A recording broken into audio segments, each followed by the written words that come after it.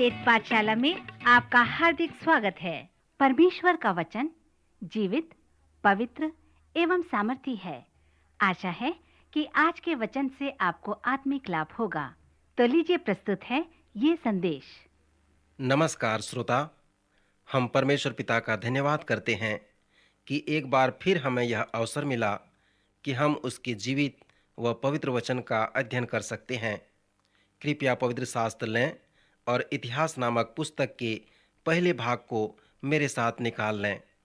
परंतु इस पुस्तक में आगे बढ़ने से पहले मैं चाहता हूं कि पहला और दूसरा राजा के विषय में एक या दो बातें बता दूं।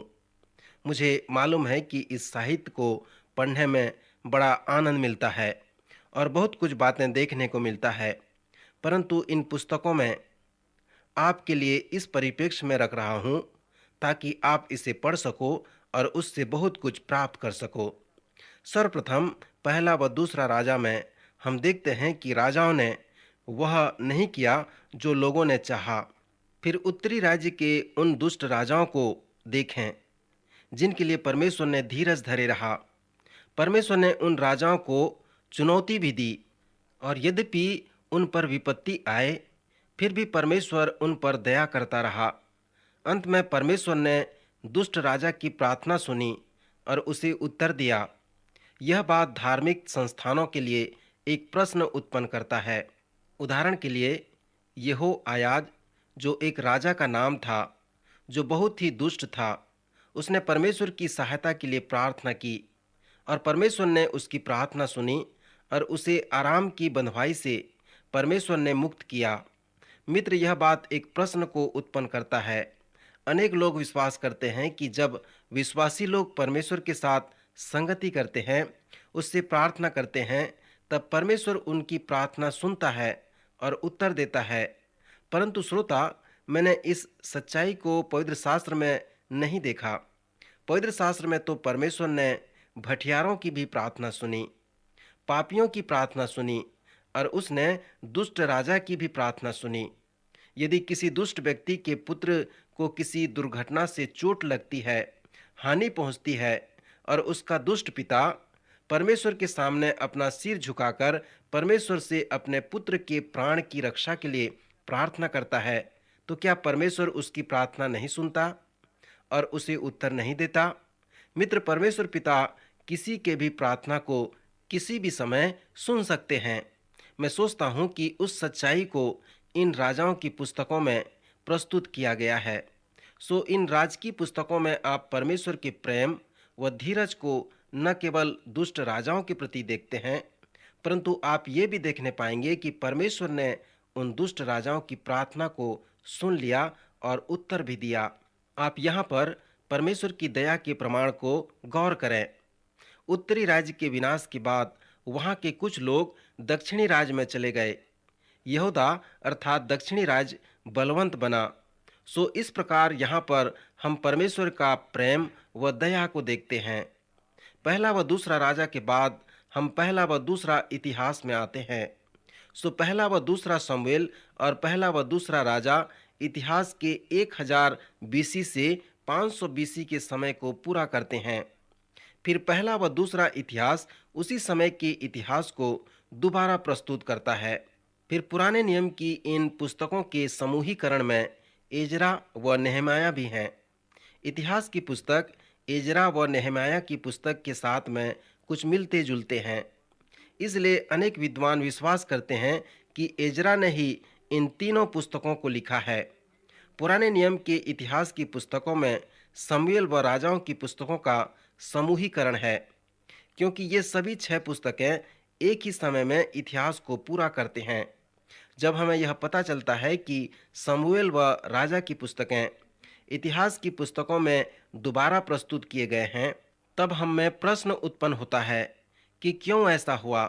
क्यों परमेश्वर ने इतिहास के इस समय को 2 बार प्रस्तुत किया है? श्रोता, इसके अनेक उत्तर हो सकते हैं। प्रथम उत्तर यह कि पुनरावृत्ति शिक्षा के विकास का सारांश है। यदि आप नहीं दोहराएंगे तो आप पढ़ा नहीं सकेंगे। यदि मैं आपसे यह पूछूं कि 6 या 7 का गुणा 8 से करो, तो आप अपने मन में आसानी से इसे कर लेंगे। परंतु यदि मैं आपसे 37 को 23 से भाग दो कहूँ, तो आपको कागज पेन की आवश्यकता होगी। आप छोटे अंकों को स्मरण रख सकते हो। वे आपको याद रहते हैं क्योंकि बार बार आप उनको दोहराते रहते हो। सो आप उस आधार पे उन्हें हल कर सकते हो। सो इस आधार पे पुनरावृत्ति शिक्षा या विकास का सारांश है। यदि आप नहीं दोहराएंगे तो आप पढ़ा नहीं सकेंगे। पवित्र शास्त्र में पुनरावृत्ति पढ़ाने के उद्देश्य से है और साथ ही साथ उसके महत्व के लिए भी है। मेरे मित्र, क्या आप उन बातों को जानते हैं जिन्हें पवित्र शास्त्र में दोहराया गया है? उत्पत्ति की पुस्तक में सृष्टि का विषय 2 बार दोहराया गया है। फिर व्यवस्था विवरण की पुस्तक में मूसा की व्यवस्था दोहराया गया है। प्रभु यीशु मसीह का जीवन चरित्र नए नियम में 4 बार दोहराया गया है और इस राजकीय साहित्य का विषय भी इब्रानी इतिहास के समय में दोहराया गया है। सो यहाँ पर जिस पुनरावृत्ति के विषय में देख रहे हैं वो महत्वपूर्ण है। राजकीय साहित्य के इतिहास में परमेश्वर का राज्य महत्वपूर्ण है। नए नियम में भी परमेश्वर का राज्य बहुत महत्वपूर्ण है। प्रभु यीशु मसीह और यूहन्ना बपतिस्मा देने वाले ने इसके विषय में प्रचार किया। प्रभु यीशु ने कहा, परमेश्वर का राज्य हमारे जीवन में पहली प्राथमिकता होनी चाहिए। प्रभु यीशु मसीह के अनुसार नए जन्म का पाना अर्थात परमेश्वर के राज्य को पाना है। प्रभु यीशु ने उन धार्मिक अगुओं से कहा कि यदि वो परमेश्वर के राज्य में फल लाने के योग्य नहीं हैं, तो परमेश्वर उनसे राज्य छीन लेगा और उन्हें देगा जो उसके लिए फल ला सकते हैं।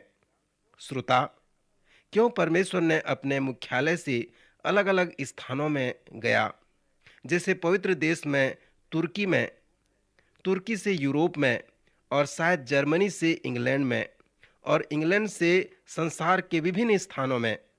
परमेश्वर अपने केंद्र विभिन्न स्थानों में इसलिए गया क्योंकि लोग परमेश्वर के राज्य के लिए फल नहीं ला रहे थे। सो जबकि परमेश्वर के राज्य के फल का विषय एक आलोचनात्मक विषय है, इसलिए परमेश्वर का राज्य बहुत ही महत्वपूर्ण है। सो मित्र, जब हम संसार के विषय में सोचते हैं कि संसार का क्या होने वाला है, तो विशेष करके इसमें परमेश्वर का राज्य महत्वपूर्ण है। जब हम पवित्र शास्त्र के भविष्यवाणी के अनुसार भविष्य के समय को देखें और यह प्रश्न पूछें कि संसार का क्या होने वाला है, और इस प्रश्न के उत्तर के लिए परमेश्वर के राज्य का भाग बहुत महत्वपूर्ण होता है। जब लोग प्रभु यीशु मसीह के दूसरे आगमन के विषय अध्ययन करते हैं, तो कुछ कहते हैं कि इस पृथ्वी में उसके राज्य की स्थापना होने के पहले यीशु इस संसार में आएगा, और कुछ विश्वास करते हैं कि इस पृथ्वी में उसके राज्य की स्थापना होने के बाद प्रभु यीशु इस पृथ्वी में आएगा। सुमित्र, परमेश्वर के राज्य का विषय बहुत ही गंभीर और महत्वपूर्ण है। जब मैं कॉलेज में पढ़ता था तो इसके विषय में हम बहुत बातें किया करते थे। श्रोता, जब आप भविष्य को देखें तो राज्य का विषय बहुत महत्वपूर्ण है। आने वाले राज्य के विषय में आप क्या विश्वास करते हैं? जब हम राजकीय साहित्य के विषय में पढ़ते हैं तो राजकीय साहित्य का विषय बहुत महत्वपूर्ण होता है। इसलिए ये 6 ऐतिहासिक पुस्तकें राजकीय साहित्य पुस्तकें कहलाते हैं। परमेश्वर चाहता है कि हम इस विषय को समझें कि वही राजा है। परमेश्वर चाहता है कि वह विषय हो जिससे वह अपना राज्य स्थापित कर सके। इसलिए उसने इतिहास में इसे 2 बार बताया है। तीसरी बात यह है कि वह इतिहास में इसकी पुनरावृत्ति की है, क्योंकि लोगों ने उसे राजा होने के लिए अस्वीकार कर दिया। मित्र, यह इसलिए भी दोहराया गया है कि हम इस बात को जानें कि अभी भी हम उस परिस्थिति में जीवन व्यतीत कर रहे हैं जब लोगों ने परमेश्वर को अपना राजा होने के लिए अस्वीकार कर दिया। तब वे बंधुआई में चले गए, और उस बंधुआई के बाद उत्तरी राज्य के विषय हमने नहीं सुना, परंतु उसके वृतांत को हम दक्षिणी राज्य में देख सकते हैं। जब दक्षिणी राज्य के लोग बाबुल की बंधुआई में चले गए, तब एक नए युग की उत्पत्ति हुई। उस युग को उन्होंने गैर यहूदियों का समय कहा। परमेश्वर चाहता था कि वह उन लोगों का राजा हो और लोग उसके अधीन में हों, और वह याजक और नबियों द्वारा उनसे संपर्क बनाए रखे, उनकी अगुवाई किया करे। परंतु जब इस्राएली प्रजा ने उस व्यवस्था को नकार दिया। तब परमेश्वर ने कहा, ठीक है, तुम गैर यहूदी लोग और अविश्वासी लोग कहलाओगे और तुम उन्हीं के द्वारा चलाए भी जाओगे। फिर बाबुल की बंधुआई के बाद परमेश्वर ने दाऊद के जैसे राजा के द्वारा भी कार्य नहीं किया। परमेश्वर ने उन राजाओं के द्वारा भी अपना कार्य नहीं किया जो कुछ समय उसकी इच्छा पर चलते थे और कुछ समय नहीं चलते थे। तब परमेश्वर ने नबूकदनेस्सर जैसे राजा के साथ कार्य किया जो विधर्मी और जो गैर यहूदी था। श्रोता, आज आप इसे संसार के राजनीतिक विषय में लागू कर सकते हैं। यदि कलीसिया में ताला लगा दिया जाता है, यदि कलीसिया में उपस्थिति होकर आराधना करना अनैतिक हो जाता है, यदि धार्मिक कार्य के लिए 5 लोग कलीसिया में उपस्थित होते हैं और उन्हें बंदी बना लिया जाता है, तो क्या आप क्या कहते हैं कि परमेश्वर मुर्दा परमेश्वर है, वह कुछ नहीं कर रहा है? सो यह राजकीय इतिहास की पुस्तकें हमें बताती हैं कि जब गैर यहूदी राज्य करते हैं तब परमेश्वर अपने कार्य से बाहर नहीं है। ये राजकीय पुस्तकें बताते हैं कि जब परमेश्वर के लोग बंधुआई में चले गए तब परमेश्वर ने नबूकदनेस्सर जैसे राजा के द्वारा कार्य किया और परमेश्वर ने निरंतर गैर यहूदी शासकों द्वारा अपना कार्य करते रहा।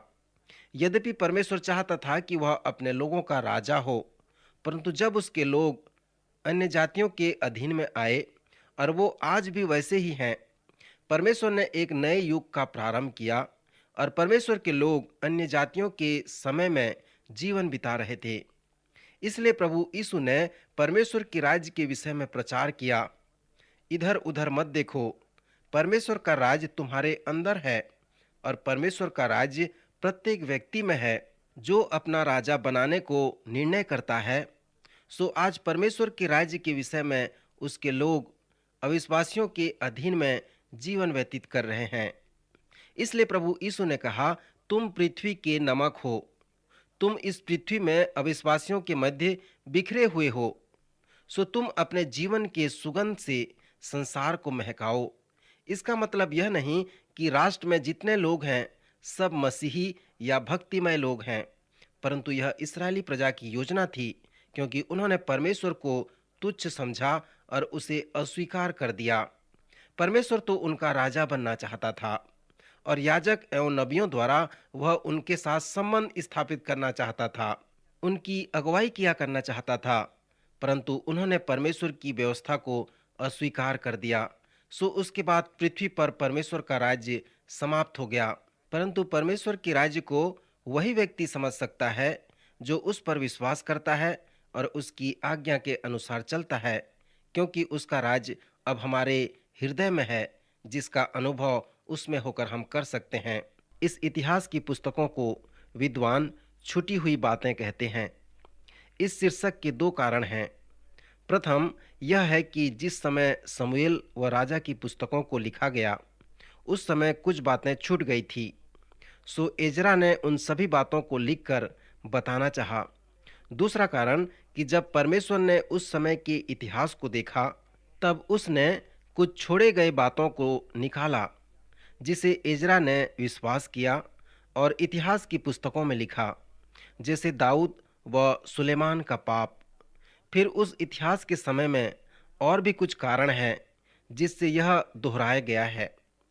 एजरा ने विश्वास किया कि शमूएल व राजा की पुस्तकों में जो लिखे गए हैं उसे मनुष्यों ने देखा था, परंतु एजरा का विश्वास था कि इतिहास के उस समय को आत्मिक रूप से भी देखा जाए। सो मनुष्य की दृष्टि और परमेश्वर की दृष्टि में यहाँ एक बड़ा अंतर है। यशायाह जो एक भविष्यवक्ता था, परमेश्वर से वचन प्राप्त करके यशायाह 55 में कहा, मेरे विचार और तुम्हारे विचार एक समान नहीं हैं और न तुम्हारी गति और मेरी गति एक सी है। परमेश्वर का कहना है कि तुम्हारे कार्य, तुम्हारी चाल और तुम्हारे विचार मेरे से बहुत अंतर हैं। अर्थात आकाश और पृथ्वी का अंतर जितना है उतना अंतर तुम में और मुझ में है। इसलिए मित्र, इस इतिहास के समय की पुनरावृत्ति को हम यहाँ देखते हैं। मनुष्य ने जिस परिप्रेक्ष्य में इतिहास के समय को दर्शाया, परमेश्वर के दर्शाए गए समय से यह बहुत अंतर है। श्रोता, जो कुछ भी आपने समूएल व राजाओं की पुस्तक में पढ़ा है, उसकी तुलना आप इतिहास की पुस्तकों से करें। यह बहुत ही रोचक है। इतिहास की पुस्तकों में एजरा ने ऐतिहासिक समय के ईश्वरीय महत्व को प्रस्तुत किया है, परंतु समूएल और राजाओं की पुस्तक में मनुष्य ने ऐतिहासिक समय के महत्व को प्रस्तुत किया है। उदाहरण के लिए, जब आप दूसरे समूएल के 11 से 18 अध्याय को पढ़ेंगे, तो वहां पर आप दाऊद का पाप और उसके परिणाम के विषय में पढ़ेंगे। परंतु जब एजरा ने दाऊद के अंधकार में जीवन के अध्ययन को लिखा, तब उसने दाऊद के पाप को नहीं लिखा। इस प्रकार इतिहास की पुस्तक में दाऊद के पाप के विषय में नहीं लिखा गया है। सो यह विलोपन एक अच्छा समाचार है, और इस विलोपन का मतलब यह है कि जब मैं परमेश्वर के समक्ष जाऊंगा, तब मेरे पाप वहां पर प्रकट नहीं होंगे, क्योंकि मैंने प्रभु यीशु मसीह के उद्धार पर भरोसा रखा है, जिसने मेरे उस उद्धार को लेकर आया है। फिर हम देखते हैं कि सुलेमान का भी जो पाप था वहां पर लुप्त है और इतिहास की पुस्तक में नहीं दर्शाया गया है। यहाँ पर कुछ और ऐसी बातें हैं जो परमेश्वर द्वारा छोड़ दी गई हैं, परंतु मनुष्यों ने उसे प्रकट किया है। उदाहरण के लिए, उत्तरी राज्य के इस्राएली लोग पूर्ण रूप से दुष्ट थे। उत्तरी राज्य में एक भी राजा अच्छा नहीं थे। राज्य के विभाजन के बाद जब एजरा ने इतिहास के समय को प्रस्तुत किया, तब उसने उत्तरी राज्य को दोबारा प्रस्तुत नहीं किया। यहाँ पर उत्तरी राज्य का विलोपन है, जो एक अच्छा प्रयोग भी है। हम सभी विश्वास करते हैं कि हम सब पृथक हैं, व्यक्तिगत हैं। हम सभी एक दूसरे से विभिन्न हैं और अलग अलग हैं। एक विश्वासी होने के नाते हमें यह विश्वास करनी चाहिए कि आज का दिन जो हमें मिला है और जो उस दिन में हम जो कुछ भी करने वाले हैं, वह हमें उस दिन के लिए कुछ अर्थ को बताएगा। मित्र, हमारे दिन प्रतिदिन के जीवन में हमारे कार्य का अर्थ हमें स्पष्ट होनी चाहिए। हमें यह भी अनुभव करनी चाहिए कि हम बत्तीदान के बत्ती हैं। परमेश्वर ने इस बत्ती को जलाया है और यहाँ रखा है कि हम प्रकाशमान हों। इस संसार में जो कुछ भी परमेश्वर कर रहा है, हम उसके एक भाग हैं। यदि हम अपने दैनिक जीवन में इस प्रकार का अनुभव करेंगे, तो वह दिन हमारे लिए बड़े आनंद का दिन होगा। यदि आपके जीवन में इस प्रकार का महत्व है, तब परमेश्वर आपके जीवन की इतिहास को इस प्रकार से प्रस्तुत करेगा जिसकी आप कल्पना भी नहीं कर सकेंगे। सो इस तरह से परमेश्वर ने उत्तरी राज्य को इतिहास में प्रस्तुत किया। इसके विषय में विचार करना एक भयंकर बात है कि जब परमेश्वर ने इतिहास के समय को प्रस्तुत किया और उत्तरी राज्य में जब राजाओं ने राज्य किया और वहाँ जो जो कार्य किया, वे सभी बातें यहाँ पर नहीं लिखे गए हैं। और वे इसलिए भी नहीं लिखे गए हैं क्योंकि वे परमेश्वर के उद्देश्य और उसके उपाय में फिट नहीं बैठते हैं। सो उत्तरी राज्य के सारे विलोपन जो इतिहास की पुस्तक में आए हैं, वे शुभ समाचार नहीं हैं। समूएल और राजाओं की पुस्तक में जो राजा थे, वे यद्यपि कुछ अच्छे और कुछ दुष्ट राजा थे, फिर भी वे एक लोक प्रसिद्ध थे। परंतु इतिहास की पुस्तक में जो राजा प्रसिद्ध थे, वे आत्म जागृति लाने में एक प्रकार का औजार थे। दक्षिणी राज्य में जो राजा थे, जैसे आसाप, यहोशापात, योआस, हिजकिया और यहोशिया, ये शुभ संदेश सुनाने का एक साधन थे। उन राजाओं की प्रशंसा राजा और इतिहास की पुस्तक में की गई है, परंतु जो दुष्ट थे और जिन्होंने कुछ भी नहीं किया, उनके नाम भी इतिहास की पुस्तक में नहीं हैं। सो इससे पता चलता है कि परमेश्वर के लिए क्या महत्वपूर्ण है। मुझे योशिया की कहानी अच्छी लगती है। एक मनुष्य था जिसका नाम हिल्किय्याह था, और जब मंदिर का पुनर्निर्माण हो रहा था, तो वह मंदिर में याजक का कार्य किया करता था। और उन दिनों में योशिय्याह राजा था। सो हिल्किय्याह को मंदिर में एक पुस्तक मिला। उन दिनों में लोग इतने विद्रोही व पतित हो गए थे कि वे परमेश्वर के वचन को भूल गए थे। हिल्किय्याह ने कहा, देख मुझे क्या मिला है। यह परमेश्वर के वचन अर्थात परमेश्वर की आज्ञा जैसे लगता है। और सचमुच में वह परमेश्वर का वचन था। योशिय्याह के सामने वह पुस्तक पढ़ी गई और जब वह परमेश्वर की आज्ञा को सुना तो उसे पता चला कि परमेश्वर की आज्ञा नहीं माना गया है। तब वह कांपने और थरथराने लगा। जब हिल्किय्याह ने परमेश्वर की व्यवस्था की पुस्तक का वर्णन किया तब वहां पर एक बड़ी जागृति आ गई। एजरा हिल्किय्याह का वंशज था। जब हम एजरा की पुस्तक का सर्वेक्षण करेंगे तब हम देखने पाएंगे कि हिल्किय्याह का प्रभाव एजरा के ऊपर कैसे पड़ा। एजरा जो था पवित्र शास्त्र का एक अच्छा शिक्षक था। परमेश्वर के वचन को सिखाने से लोगों में जो जागृति आई, इसमें एजरा का एक बड़ा योगदान था। यह आत्म जागृति योशिय्याह के दिनों में प्रारंभ हुए थे।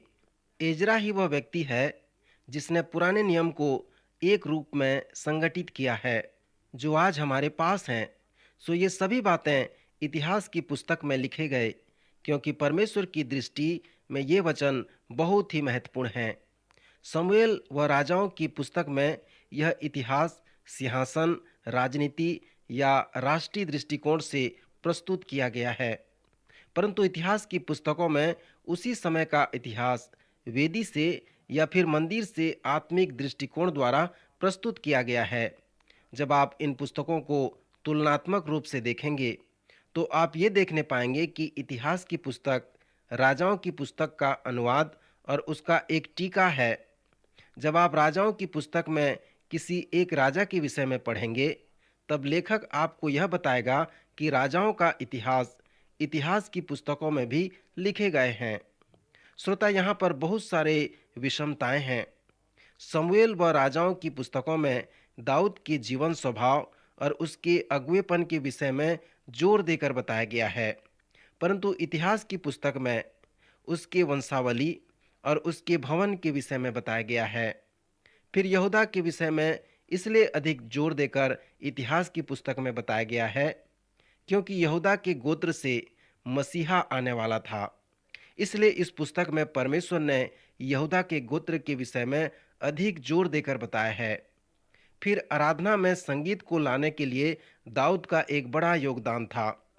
पहला इतिहास 15 व 23 अध्याय में एक अच्छा विषय है जहां पर दाऊद ने एक ऐसे संगीत दल का चयन किया जिसमें हजारों लोग होते थे।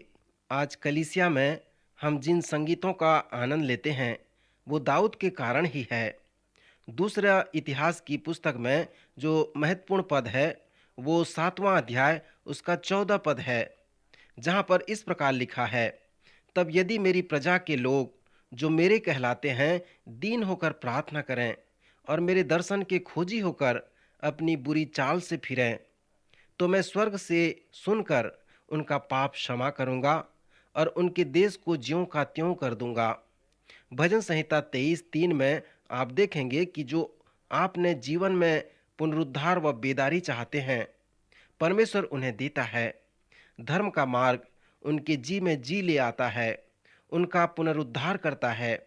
मित्र, इस दूसरे इतिहास के 7वें अध्याय 14 पद में परमेश्वर कहता है, मैं उनके पाप को क्षमा करूंगा, उन्हें चंगा करूंगा, परंतु इसके पहले कि मैं उन्हें क्षमा करूं, एक धर्म की एक मार्ग है जिसमें मैं चाहता हूं कि मेरे लोग उसमें होकर चलें। वह धर्म का मार्ग यह है कि वे दीन बने, वे प्रार्थना करें, वे मेरे दर्शन के खोजी बने और वे अपनी बुरी चाल से फिरें। सो मित्र, इस प्रकार से हम इतिहास की पुस्तक व राजा व शमूएल की पुस्तकों में 20 भिन्नता को देखते हैं। फिर इब्रानी इतिहास को समझने और उसके पुनरावृत्ति को जानने की कुंजी यह है कि परमेश्वर की गति व हमारी गति, परमेश्वर के विचार व हमारे विचार में आकाश और पृथ्वी का अंतर है। श्रोता, यदि आप ईश्वरीय दृष्टिकोण को जानना चाहते हैं और यदि आप अपने मार्ग व अपने कार्य के साथ परमेश्वर के मार्ग व उसके कार्य में अंतर देखना चाहते हैं तो इतिहास की पुस्तक को अवश्य पढ़ें और उन बातों का अवलोकन करें जो परमेश्वर द्वारा तो नहीं परंतु मनुष्य द्वारा छोड़ी गई है, और साथ ही साथ उन बातों का भी अवलोकन करें जो मनुष्यों द्वारा नहीं परंतु परमेश्वर के द्वारा छोड़ी गई हैं। फिर उन बातों में भिन्नता को देखें जिनमें परमेश्वर ने इतिहास के समय को प्रस्तुत किया और मनुष्य ने उसे कैसे प्रस्तुत किया। सो जो बातें छोड़ दी गई थीं, इतिहास की पुस्तक का एक अच्छा शीर्षक है। जैसे इतिहास की पुस्तक में सुलेमान व दाऊद के पाप को छोड़ दिया गया है, यदि हमें भी यह बताया जाए कि हमारे पाप परमेश्वर द्वारा छोड़ दिए गए हैं, तो यह हमारे लिए एक शुभ समाचार होगा। प्रभु से मेरी प्रार्थना है कि शमूएल व राजाओं की पुस्तकों के साथ इतिहास की पुस्तक में जो आपका तुलनात्मक प्रयास है, वो आपको यह चुनौती दे कि आप मनुष्य व परमेश्वर के दृष्टिकोण को समझ सको। दाऊद ने जैसे अपने पापों से पश्चाताप किया, मन फिराया, आप भी वैसे अपने पापों से पश्चाताप करें, मन फिराएं। प्रभु आपके पाप को क्षमा करेगा, आपकी सहायता करेगा। आमीन।